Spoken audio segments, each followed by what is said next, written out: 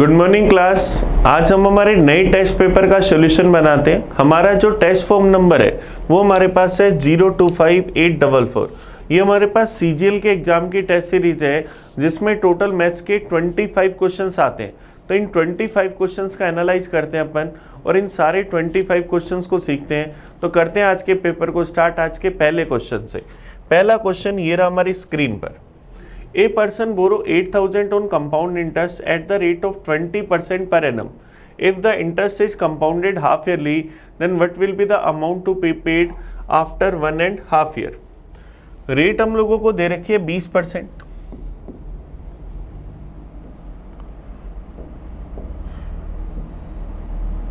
Rate हम लोगों को गिवन है 20%। टाइम है 1.5 ईयर। CI निकालना है। कैलकुलेशन हो रही है हाफ ईयरली।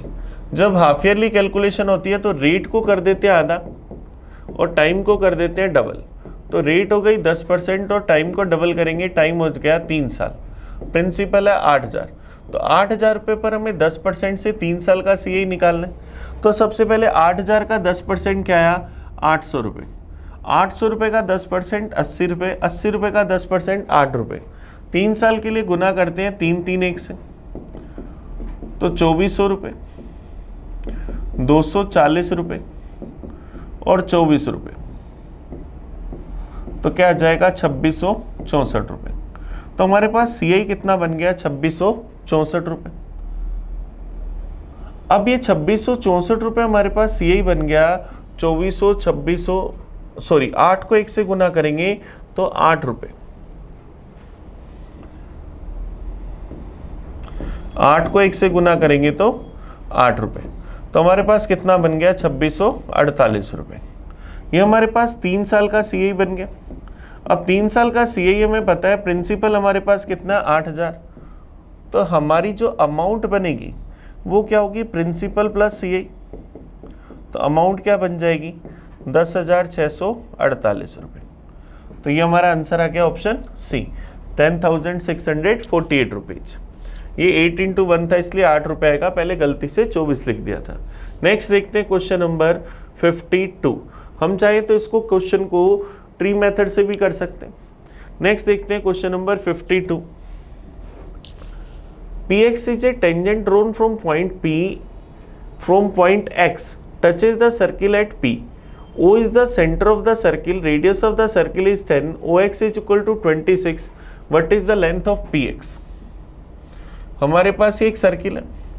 हम लोगों के सर्किल के बाहर एक बिंदु X से इस पर एक टेंजेंट हम लोगों ने ड्रॉ कर रखी है। X से हमने इसके बाहर एक टेंजेंट ड्रॉ कर रखी है जो सर्किल को P बिंदु पर स्पर्श करती है। O वृत्त का हम लोगों को केंद्र दे रखे हैं। OP की लेंथ हम लोगों को दे रखी है। O वृत्त का केंद्र है इस वृत्त की त्रिज्या। OP की जो लेंथ है वो कितनी है? 10 सेंटीमीटर। और OX की वैल्यू कितनी है? 26 सेंटीमीटर। तो हमें इस PX की वैल्यू चाहिए, 90 डिग्री होगा। ये एक राइट एंगल ट्रायंगल बना। तो ये 10 है, ये 26 है, तो ये क्या होगा? 24 सेंटीमीटर। ऑप्शन सी हमारा आंसर आ जाएगा, क्योंकि पाइथागोरस थ्योरम से 26 का स्क्वायर 676 माइनस में 10 का स्क्वायर 100, तो क्या आ जाएगा? 576। और 24 का स्क्वायर क्या होता है? 576। और वैसे भी एक ट्रिपलेट रेशियो होता है 10, 24 और 26। नेक्स्ट देखते हैं 53 नंबर। a + 1/a बराबर -1 है, तो हमें इसकी वैल्यू बतानी है कि क्या होगी। अगर a + 1/a -1 है तो क्या हम कह सकते हैं कि a³ बराबर किसके होगा? 1 के। क्योंकि देखो क्या होगा, अगर ये मेरे पास -1 है तो इसको अगर मैं LCM ले लूँ तो a² + 1 बराबर माइनस है। तो a² + 1 + a बराबर 0। अब अगर हम a³ -1 की वैल्यू की बात करें तो ये क्या? a - 1 इंटू में a² + 1 + a। अब ये जब 0 तो यहाँ 0 रखूंगा तो a³ -1 बराबर 0, तो a³ बराबर 1। अब a³ की वैल्यू अगर 1 है तो मुझे फाइंड क्या करना है? a⁴ 6 + a⁴ -1 upon a⁴ 9 + a⁴ -1। तो ये 1 + 1 -1 अपॉन में 1 + 1 -1, 2 - 1 1/1 आंसर क्या आ जाएगा? 1। तो ऑप्शन ए हमारा आंसर आ जाएगा। 53 का आंसर आ गया ऑप्शन ए। नेक्स्ट देखते हैं 54 नंबर। 54 नंबर हमें देखो क्या कह रहे हैं, two median DM and EN of triangle DEF intersect each other at G at right angle.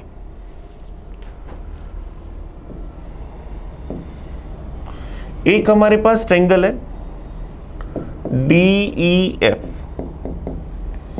इसकी दो माध्यिकाएं हैं DM और EN। DM और EN,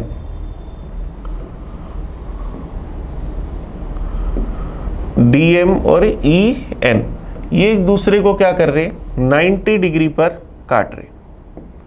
ये दोनों क्या कर रहे हैं, एक दूसरे को G पर समकोण पर काटते हैं, मतलब 90 डिग्री पर काटते हैं। EF बराबर है 20, ये हमें दे रखी है 20 सेंटीमीटर। EN हम लोगों को दे रखी है 12 सेंटीमीटर। तो हमें DM की लंबाई बतानी है कि क्या होगी। ये 20 है, माध्यिका सामने वाली भुजा को दो बराबर भागों में बांटती है, तो ये भी 10 सेंटीमीटर और ये भी 10 सेंटीमीटर। अब हम लोगों को EN की लेंथ पता है। EN की जो लेंथ पता है, EN में EG प्लस GN होगी। EG और GN का रेशो 2:1 होगा। EN की लेंथ अगर 12 सेंटीमीटर है, इसको 2:1 में बांटें तो EG 8 सेंटीमीटर और GN 4 सेंटीमीटर। अब EG अगर 8 सेंटीमीटर, ये 4 सेंटीमीटर, ये 8 है, ये 10 है, ये 90 डिग्री है, तो ये 6 सेंटीमीटर। अब माध्यिका हमेशा 2:1 में काटती, 1 की वैल्यू 6 सेंटीमीटर, तो 2 की वैल्यू 12 सेंटीमीटर। 12 प्लस 6 क्या आ जाएगा, 18 सेंटीमीटर। तो DM की लंबाई क्या आ जाएगी, 18 सेंटीमीटर। ये हमारा आंसर आ जाएगा क्वेश्चन नंबर 54 का। नेक्स्ट क्वेश्चन देखते हैं, क्वेश्चन नंबर 55। cos x बराबर 5/13, तो हमें 10x प्लस cot x की वैल्यू चाहिए। आगे x बड़ा है तो इस x को भी हम बड़ा कर लेते हैं। cos x की वैल्यू 5/13, cos x होता है बेस अपॉन हाइपोटेनियस। अगर मैं एक राइट एंगल ट्रायंगल बनाऊं, यहां पर ये थीटा लूं, बेस 5 है, हाइपोटेनियस 13, तो परपेंडिकुलर क्या होगा, 12। मुझे वैल्यू किसकी चाहिए, 10x प्लस कोट x की। ये थीटा की जगह x है, तो 10x क्या होगा, परपेंडिकुलर अपॉन में बेस 12/5। कोट x क्या होगा, बेस अपॉन परपेंडिकुलर 5/12। तो एलसीएम क्या आ जाएगा, 12 गुना 5 60। हमें क्या चाहिए, 10x प्लस कोट x। तो 10x प्लस कोट x चाहिए, तो एलसीएम क्या आ गया, 12 × 5 60। ऊपर क्या जाएगा, 12 × 12 144, 5 × 5 25, तो 169/60। तो ऑप्शन हमारे पास क्या जाएगा, सी इसका आंसर आ जाएगा। चलिए नेक्स्ट क्वेश्चन देखते हैं, question number 56। Find the single equivalent discount of 10% and 20%। 10 और 20 के एकल समतुल्य बटा बताना है कि क्या होगा। इन दोनों का अगर नेट डिस्काउंट निकालें तो क्या लिखें, 10 + 20 माइनस में 10 × 20/100। 2 0 से 2 0 कैंसिल, 10 + 20 30 माइनस में 2, 30 माइनस 2 क्या आया, 28। तो नेट डिस्काउंट कितना आया, 28% का। x + y माइनस xy/100, या 10% को हम लिख सकते हैं फ्रैक्शन में 1/10, 20% को लिख सकते हैं 1/5। तो 10 वाली चीज़ पर 1 का डिस्काउंट तो बेची 9 में, 5 वाली चीज़ पर 1 का डिस्काउंट बेची 4 में। तो 50 वाली चीज़ हम कितने में बेच रहे हैं, 36 में। कितना डिस्काउंट दे रहे हैं, 14 का, कितने पर, 50 पर। परसेंटेज में चाहिए, इंटू करा 100% से। 50 से क्या, 2 बार, 14 दूना 28%। जैसे हमारा मन करे। नेक्स्ट देखते हैं question number 57। In a company, average age of female employees 24 year, average age of all the employees 32 year. The number of male and female is same. Then what will be the average age of male employee? एक company में mail और female जो employees है उनकी संख्या बराबर है। तो मान लिया कि एक ही मेल एम्प्लॉय था, एक ही फीमेल एम्प्लॉय थी। इनका एवरेज अगर हमें दे रखा है, टोटल एम्प्लॉय 2 हो गए। महिला कर्मचारियों की औसत आयु 24 साल है और सभी कर्मचारियों की औसत आयु 32 साल। तो महिलाओं की टोटल एज 24 साल, 2 × 32, टोटल हो गया 64 साल, 64 में से 24 गया तो मेल की टोटल एज 40 साल, एक ही मेल है तो एवरेज क्या होगा 40/1 40 साल। तो पुरुष कर्मचारियों की औसत आयु जो है वो कितनी आ जाएगी 40 ईयर। ऑप्शन डी हमारा आंसर आ जाएगा। चलिए नेक्स्ट क्वेश्चन देखिए, क्वेश्चन नंबर 58। हमने इनकी संख्या बराबर दे रखी थी, समान है इसीलिए 1 1 मान लिया, आप 1 मानो 10 मानो कोई फर्क नहीं पड़ेगा। नेक्स्ट देखते हैं 58। A train of length 360 metre cross an electric pole in 30 second. एक ट्रेन है जिसकी लंबाई है 360 मीटर, ये किसी पोल को क्रॉस करती है 30 सेकेंड में।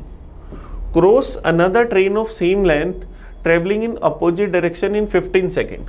कोई दूसरी ट्रेन है जिसकी लेंथ भी 360 मीटर है, उसको अपोजिट डायरेक्शन में क्रॉस करने का टाइम लेती है 15 सेकेंड। सेकेंड ट्रेन की स्पीड चाहिए।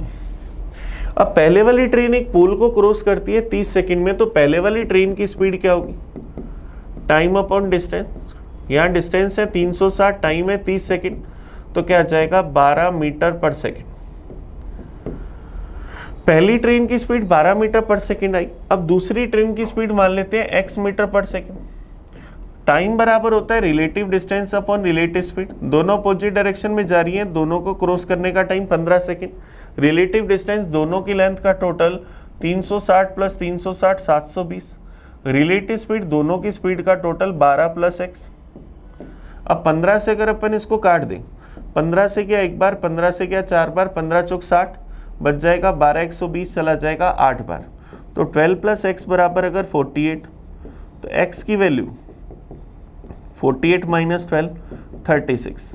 इसका मतलब दूसरी ट्रेन की स्पीड क्या आई 36 मीटर पर सेकेंड। ये हमारा आंसर आ जाएगा ऑप्शन डी। ये मीटर पर सेकंड में आएगी क्योंकि पहली भी मीटर पर सेकंड में जूम करी थी, दूसरी भी मीटर पर सेकंड में, तो 36 मीटर पर सेकंड। नेक्स्ट देखते हैं क्वेश्चन नंबर 59। डिस्टेंस ऑफ कोड OP from the centre of circle is 6 centimetre, the diameter of circle is 20 centimetre, then what will be the sum of radius and length of कोड OP। एक जीवा है OP, ये केंद्र से 6 centimetre की दूरी पर है। इस वृत्त का व्यास 20 है, तो ये कितनी होगी रेडियस 10, रेडियस 10, ये 6 तो ये 8, सेम ये भी 8, तो जीवा OP की लेंथ तो 8 + 8 क्या आ गई 16। तो जीवा और त्रिज्या की लंबाई रेडियस हमारे पास कितनी है 10, दोनों की लेंथ का टोटल चाहिए तो क्या आ जाएगा 16 + 10 26 सेंटीमीटर। ऑप्शन ए हमारा आंसर आ जाएगा। ओ कंफ्यूज करने के लिए दे रखा है कि OP जीवा है, क्योंकि लोग ज्यादातर ओ को सेंटर मानते हैं, लेकिन यहाँ ओ सेंटर नहीं है, ए मान लो। चलिए नेक्स्ट देखते हैं 60 number. 8 men or 10 boys can complete a work in 174 days. 12 men and 14 boys will complete the same work in how many days? हमें कह रहा है 8 आदमी या 10 लड़के किसी एक काम को 174 दिन में करते हैं, तो हमें बताना है कि 12 आदमी और 14 लड़के मिलकर इस काम को कितने दिन में करेंगे। अब 8 आदमी बराबर 10 लड़कों के, तो मैन और बॉयज का रेशो 10:8 या 5:4। तो एक आदमी की जगह 5 और एक लड़के की जगह 4 रखें, एक आदमी की जगह 5 रखें तो 8 आदमी है, तो कितने हो गए 40। 8 × 5 40 लोग एक काम करते हैं 174 डेज में। एक आदमी की जगह 5 तो 12 की जगह 60, एक बच्चे की जगह 4 तो 14 × 4 56, 60 + 56 116। 116 लोग इस काम को करेंगे x दिन में। क्रॉस मल्टीप्लाई करते हैं, 116 × 1 × x बराबर 40 × 1 × 174, ऐसा हम लिख सकते हैं। 4 से अगर इसको काटे, 4 दूनी 8, बच जाएगा मेरे पास 3 36 चला जाएगा 9 बार। 4 से अगर इसको काटूँ, 4 चौक 16, बच जाएगा मेरे पास एक नहीं कट रहा है, 4 से 40 को काट लेते हैं, 40 गया 10 बार। 29 से क्या एक बार, 29 से चला गया 6 बार, 6 × 10 60। तो इस काम को कितने दिन में कर देंगे 60 दिन में। ये हमारा आंसर आ गया ऑप्शन डी। चलिए नेक्स्ट क्वेश्चन देखते हैं 61 number. The ratio of three number is 6:5:9. If 20% of the first number is 30, then what will be the 50% of the difference of third and second number? तीन numbers का ratio में दे रखा है 6:5:9. पहली संख्या का 20% 30 है. 20% की वैल्यू अगर 30 है, 20% 1/5, तो मतलब नंबर एक की वैल्यू क्या होगी? 30 × 5 150. तो पहली संख्या क्या आई? 150. 6 की वैल्यू 150, तो 1 की वैल्यू 30, तो 5 की वैल्यू, अब 6 की वैल्यू 150, तो 1 की वैल्यू 150/6 25, 1 की वैल्यू 25, तो 5 की वैल्यू 125 और 9 की वैल्यू 225. अब हम ये कह रहे हैं तीसरी और दूसरी संख्या का अंतर, दोनों का अंतर कितना? 100. इस अंतर का 50%, इस अंतर का 50% क्या हुआ? 50. तो हमारे पास आंसर क्या आ जाएगा? Option D. इस अंतर का 50% क्या आ गया? 50 आ गया. चलिए नेक्स्ट क्वेश्चन देखते हैं, क्वेश्चन नंबर 62. तो देखो क्वेश्चन नंबर 62 जो हमारे पास है वो हमारे पास डीआई का क्वेश्चन है. क्या करें? The line graph given below shows the expenditure of two company J and K in 5 different year. दो कंपनी है जे और के जिनका अलग अलग 5 सालों में खर्चा दिखा रखा है. हमें क्या करें? L1 the difference between average expenditure of company J in year A and B and average expenditure of company K in C and D. L1 के ए और बी का जे, ए और बी में कंपनी जे का औसत खर्चा. कंपनी जे का ए में खर्चा 400, ए में खर्चा 400, बी में 300, तो टोटल कितना? 700.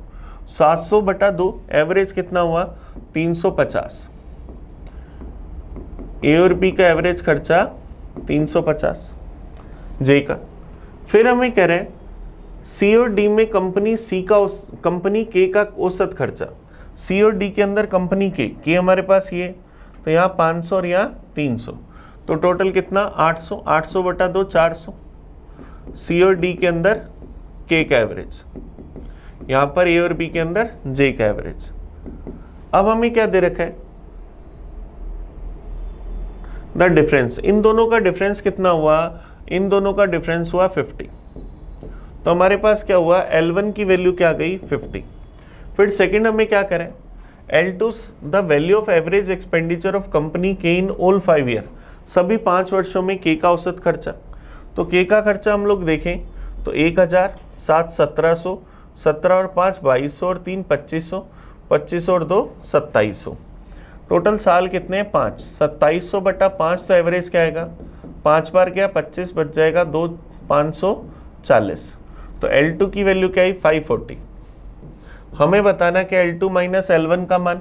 L2 का मान 540, L1 का मान 50, तो दोनों का डिफरेंस करूंगा तो मेरे पास क्या आ जाएगा? 490. ऑप्शन क्या आ जाएगा? ए 490. ये हमारा आंसर आ जाएगा. ए और बी में हमने एवरेज निकाला था जे का, फिर सी और डी के अंदर एवरेज निकाला के का, दोनों का डिफरेंस 50. L2 में हमने निकाला सबका एवरेज, दोनों का डिफरेंस निकालते ही आंसर आ गया. नेक्स्ट देखते हैं 63. Anil sold an article at a loss of 15%. Had he sold it for 84 rupees more, he would have gained 13%. At what price should be have been sold to gain 20%? मान लिया कि वस्तु का cost price है 100%. अनिल ने इसको 15% हानि पर बेचा, 15% लॉस पर बेचा, तो इसका सेलिंग प्राइस कितना है? 85%. अब हमें कह रहा है कि अगर इसे 84 रुपये अधिक में बेचता तो 13% का लाभ होता, 13% का प्रॉफिट होता. 13% किसका मिलता? 100 का, तो 113% मिलते. पहले मिल रहे 85%, अब मिल रहे 113%. पहले से कितना ज़्यादा मिल रहा है? 28%. हम कह रहे हैं 28% ज़्यादा मिल रहा है, वो क्या कह रहा है? कितने रुपए ज़्यादा मिल रहे हैं? 84 रुपये. हमें कह रहा है कि अब 20% लाभ अर्जित करना है, तो उस वस्तु का सेलिंग प्राइस क्या होना चाहिए? प्रॉफिट या लॉस कॉस्ट प्राइस पर ही होता है. 20% का प्रॉफिट चाहिए, तो 20% का प्रॉफिट हमें चाहिए, तो सेलिंग प्राइस कितना होगा? 120%. हमें इस 120% की वैल्यू चाहिए. 84 रुपीज़ वैल्यू है, 28% की वैल्यू हमें चाहिए 120% की. तो 120% की वैल्यू निकालते, परसेंटेज से परसेंटेज गया, 28 से गया एक बार, ये गया 3 बार, 120 इंटू 3 क्या आएगा 360 रुपये।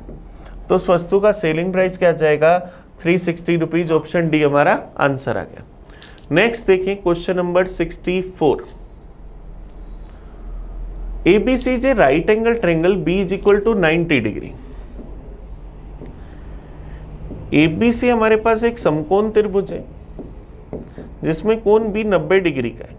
AB 12 सेंटीमीटर है, BC 5 सेंटीमीटर है, तो हमारे पास इसकी वैल्यू क्या हो जाएगी 13 सेंटीमीटर AC की। तो what is the value of cos A plus sin C। cos A और sin C का मान चाहिए। cos A ये वाला अगर एंगल लूंगा तो बेस अपॉन बेस कितना 12, हाइपोटेनियस कितनी 13, sin C C के लिए परपेंडिकुलर कितना 12, हाइपोटेनियस कितना 13, एलसीएम आ गया 13, 12 प्लस 12 तो 24/13। ऑप्शन बी हमारा आंसर आ जाएगा। ऑप्शन बी इसका सही आंसर। नेक्स्ट देखते हैं 65 number. Average age of team having 12 players is 24 year. If the age of coach is also included, then the average age increase by 2 year. What is the age of coach? अगर 13th coach आता 24 year का और सबका average वही रहता तो coach 24 साल का था, लेकिन उसके आने से एवरेज 2 साल से बढ़ गया। इसका मतलब प्रत्येक व्यक्ति की एज 2-2 साल बढ़ गई, तो 13 इंटू 2 कितने साल बढ़ गई 26 साल। तो हमारे पास यहाँ कोच की एज कितनी आ गई 26 प्लस 24 50 साल। तो आंसर क्या आ जाएगा ऑप्शन ए। कोच की आयु क्या आ जाएगी 50 ईयर। नेक्स्ट देखते हैं 66 number. If the volume of a cube is 1728 centimetre cube, then what is the total surface area of cube. Cube का वॉल्यूम होता है ए क्यूब, ये है 1728। 1728 किसका क्यूब होता है 12 का, तो क्यूब की भुजा कितनी आ गई 12। हमें इसका टोटल सरफेस एरिया चाहिए। टोटल सरफेस एरिया होता है 6a स्क्वायर, तो 6 इंटू 12 का स्क्वायर 144। 6 से अगर गुना कर देंगे 6 चौक 24, 2 6 चौक 24 और 2 26, 6 और 2 8, 864 सेंटीमीटर स्क्वायर। तो आंसर क्या जाएगा ऑप्शन बी। 66 का आंसर क्या है ऑप्शन बी। नेक्स्ट देखें question number 67। If the 4-digit number 48AB is divisible by 2, 5 and 7, then what is the value of 10A minus B? 2, 5 और 7 से विभाज्य है, तो 2, 5, 7 का एलसीएम हमने सबका मल्टीप्लाई मान लिया 70। इस संख्या को एक बार हमने मान लिया 4899, इसमें हम 70 का भाग देते हैं तो 7×42 420, क्या बच जाएगा 69। ऊपर से 9 उतारा, भाग चला जाएगा 9 बार 630, क्या बच जाएगा हमारे पास 69। तो 4899 में से 69 घटा दिया तो क्या गया 4830। ये वो संख्या ही जिसमें 2 का 5 का और 7 का सबका पूरा पूरा भाग जा रहा है। तो अब हमें यहाँ पर इसकी जगह दे रखा था 48AB, A की वैल्यू 3 और B की वैल्यू 0। हमें क्या बताना है 10A माइनस B। तो 10 इंटू 3 माइनस 0, तो 30 माइनस 0 क्या आया 30। तो ऑप्शन सी हमारा आंसर आ जाएगा। चलिए नेक्स्ट क्वेश्चन की ओर बढ़े। Question number 68। 2 numbers are in the ratio of 9:16. If both numbers are increased by 40, then their ratio become 2:3. What is the difference between two numbers? दो संख्याओं का अनुपात, मान लिया ए और बी दो संख्याएं थी, इनका रेशियो 9:16। प्रत्येक नंबर में अगर अपन 40 बढ़ा दें तो इनका अनुपात क्या हो जाता है 2:3। तो हमें दोनों संख्याओं का अंतर बताना। इक्वल नंबर बढ़ा रहे हैं लेकिन रेशियो का डिफरेंस बराबर नहीं है। नोड 16 का डिफरेंस 7, इसको 7 से गुना कर दिया, इनका डिफरेंस 1, इसको 1 से गुना कर दिया। तो ए और बी का रेशियो 9:16। प्रत्येक संख्या में 40-40 बढ़ाया, अब नया रेशियो क्या आ गया 14:21। अब ये क्या हुआ 9 से 14 हुआ, कितना बढ़ा 5। ये 16 से 21 हुआ, कितना बढ़ा 5। दोनों 5 बढ़ रहे हैं, हम 40 बढ़ा रहे हैं। 5 की वैल्यू 40 तो 1 की वैल्यू 8। दोनों संख्याओं का अंतर 9 और 16 का डिफरेंस 7। 1 की वैल्यू 8 तो 7 की वैल्यू 8 × 7 56। तो दोनों संख्याओं का अंतर क्या गया 56। ऑप्शन ए हमारा आंसर आ गया। नेक्स्ट क्वेश्चन देखते हैं 69 नंबर। इफ x प्लस 1 का स्क्वायर प्लस x प्लस 2 का स्क्वायर बराबर 16, तो हमें इसकी वैल्यू बतानी है कि क्या होगी। x प्लस 1 का स्क्वायर प्लस x प्लस 2 का स्क्वायर बराबर है 16। इसको अगर सोल्व करें तो x square plus 2x plus 1 x square plus 4x plus 4 बराबर 16। x square plus x square 2x square, 2x plus 4x 6x, 5 उधर जाते ही माइनस का, इसकी वैल्यू क्या आएगी 11। 2x स्क्वायर प्लस 6x की वैल्यू 11। अब हमें यहाँ पर पता है हमें चाहिए 4x square plus 12x plus 40। तो अगर मैं इसमें से 2 कॉमन ले लूँ तो 2 × 2x square plus 6x plus 40, इसका मान क्या 11, तो 2 × 11 प्लस 40, तो 22 प्लस 40 62। तो ऑप्शन हमारे पास बी इसका सही आंसर आ जाएगा क्वेश्चन नंबर 69 का। चलिए नेक्स्ट क्वेश्चन देखिए, question number 70। Find the value of 10x if sec x plus 10x is equal to √3, x lies between 0 and 90 degree. sec x plus 10x अगर √3 है तो हमें पता है कि sec x माइनस 10x क्या होगा 1/√3। हमें 10x की वैल्यू चाहिए, तो पहली इक्वेशन में से दूसरी को घटा दो तो ये माइनस का प्लस का, ये माइनस का, ये कट जाएगा। 10x plus 10x 210x equal to √3 minus 1/√3। तो 10x क्या आ जाएगा, एलसीएम ले लिया, 3 माइनस 1/2 नीचे आ गया 2√3, तो 2/2 2 से 2 कट गया तो 1/√3। तो ऑप्शन डी हमारे पास इसका सही आंसर आ गया। क्वेश्चन नंबर 70 का आंसर आ गया ऑप्शन डी। नेक्स्ट देखते हैं question number 71। What is the value of, हमें इस टर्म की वैल्यू बतानी। अब 15/5 क्या बनेगा 3, 3 × 3 बन गया 9, माइनस में 12 × 12/6, 12 में 6 का भाग दिया 2, 12 को 2 से गुना करा 24। 15/5 3 को 6 से गुना करा 18, तो ऊपर बना 18 प्लस 9 27, 27 में से 24 गए, ऊपर बन गया 3। बटा वाली वैल्यू को अगर सोल्व करें, 18 में 3 का भाग दिया 6, 6 को 5 से गुना करा 30, 12 में 6 का भाग दिया 2, 5 से गुना करा 10, 18 में 9 का भाग दिया 2, 2 को 5 से गुना करा 10, प्लस का 10 माइनस का 10 कट गया, तो क्या आया 3/30। 3/30 मतलब 1/10। तो ऑप्शन बी हमारे पास इसका आंसर आ गया।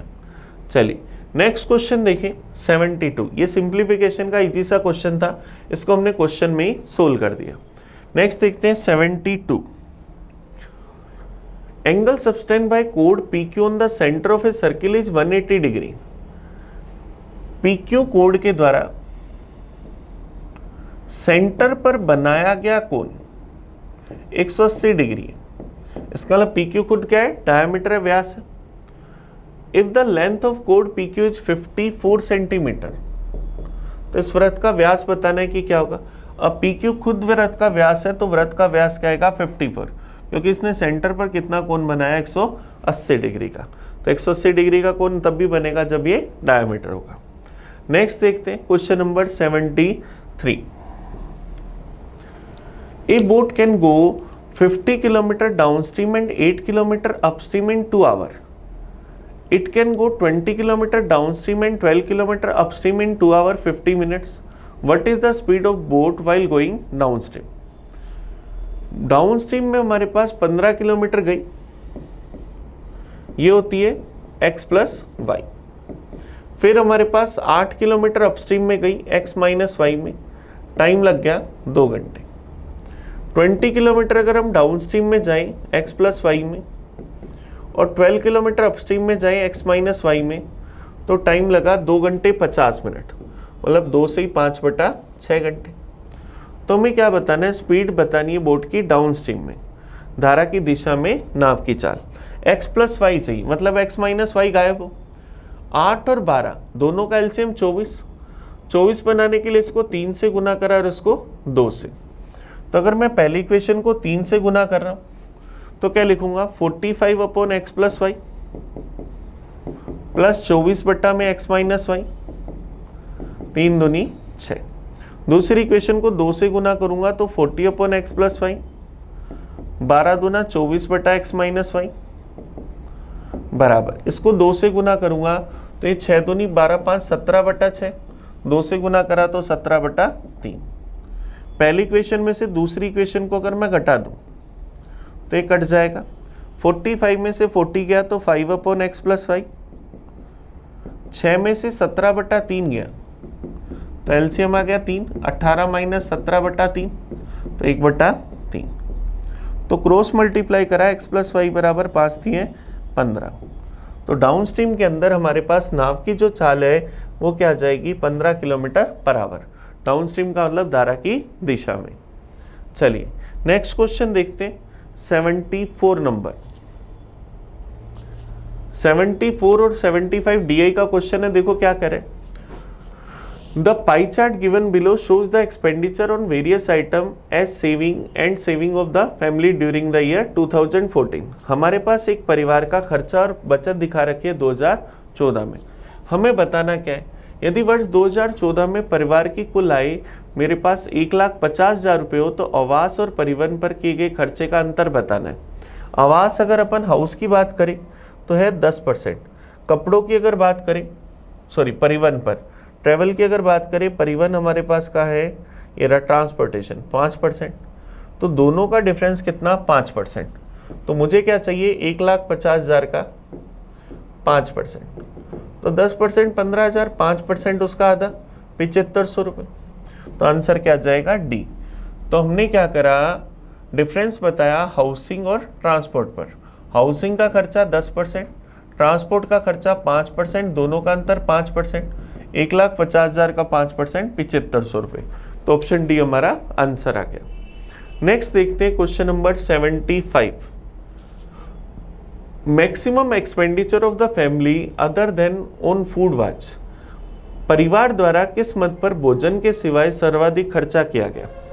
अब देखो फूड की बात करें तो फूड पर कितना खर्चा है 23%। अब 23% के बाद इसके आसपास खर्चा कौन सा है 20% अन्य मदों पर, और कोई भी इसके आसपास नहीं है। तो क्या जाएगा ऑप्शन सी, अन्य मदों पर अदर पर, क्योंकि 23% सबसे ज़्यादा फूड पर खर्चा हुआ, इसके बाद अदर पर कितना हुआ 20%। ये हमारा आंसर आ गया।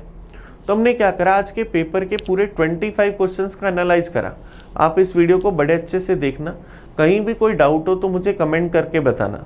हम मिलेंगे नए पेपर में नए सॉल्यूशन के साथ, तब तक थैंक यू। मैं आपका अपना प्रिंस। पढ़ते रहें।